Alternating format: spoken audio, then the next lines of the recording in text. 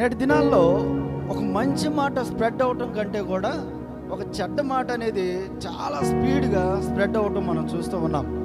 సామెత కూడా ఉంది కదండి, మంచి చెప్పులు వేసుకొని గడప దాటేలోపు చెడు ఊరంతా తిరిగి వచ్చేసిందంట.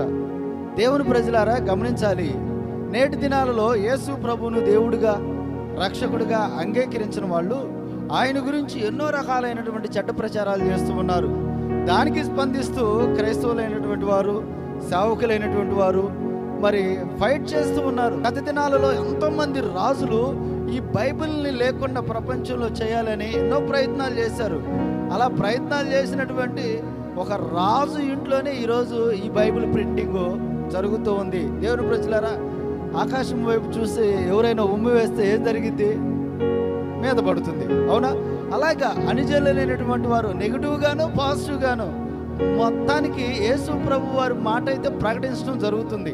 అయితే రిసీవ్ చేసుకున్నటువంటి వారు యేసు ప్రభు ఎవరు, ఎందుకు ఈయన గురించి చెడ్డగా ప్రచారం చేస్తున్నారన్నటువంటి సందర్భంలో వారు గనక ఆగి ఆలోచిస్తే సత్యాన్ని గ్రహించగలుగుతారు. ఇది బయట ఉన్నటువంటి కొందరు వ్యక్తులు చేస్తూ ఉన్నారు. యేసు ప్రభు అదంట, యేసు ప్రభు ఇదంట, బైబిల్ అదంట, వాక్యం ఇదంట అని. సో మనము అలా ప్రకటించే వారికి మనం వ్యతిరేకంగా మాట్లాడి లేకపోతే వారి మీద ఫైట్ చేయడం అంటే కాదు, కానీ మనము ప్రకటించాలి, ప్రార్థించాలి. దేవుడు మనకు చెప్పినటువంటి పని. ఆ క్రమంలో యేసు ప్రభు వారి గురించి ఎంతమంది ఎన్ని నెగిటివ్గా మాట్లాడినా దేవుని ప్రజలారా, ఆ నెగిటివిటీ అనేది అక్కడికి వెళ్ళేటప్పుడు దేవుడు పాజిటివ్గా మార్చేస్తాడు. మరి అన్ని జనులు అనబడినటువంటి వారు ఎంతోమంది ప్రపంచంలో ఉన్నారు కదా, వారందరికీ సువార్త సేవకులైనటువంటి వారే ప్రకటిస్తలా. ఈ నెగిటివే వాళ్ళ దగ్గరికి వెళ్ళి పాజిటివ్గా మారుతుంది.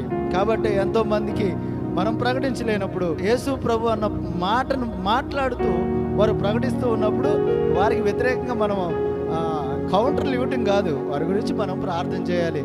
చాలామంది కూడా నేటి దినాలలో మన రాష్ట్రంలోనే మన తెలుగు ప్రజలే ఎంతోమంది ఎన్నో వ్యతిరేకతలు క్రైస్తవుల మీద కావచ్చు, సేవకుల మీద కావచ్చు, విశ్వాసుల మీద కావచ్చు, ఎన్నో రకాలైనటువంటి కక్షాపూరితమైనటువంటివి, వ్యతిరేకపరమైనటువంటివి, ద్వేషపూరితమైనటువంటివి మాటలు మాట్లాడుతూనే ఉన్నారు.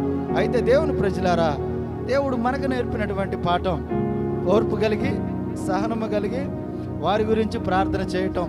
కాబట్టి యేసు ప్రభు గురించి వాడు పాజిటివ్గా మాట్లాడి, నెగిటివ్గా మాట్లాడి, కానీ యేసు అని అంటే రక్షకుడు.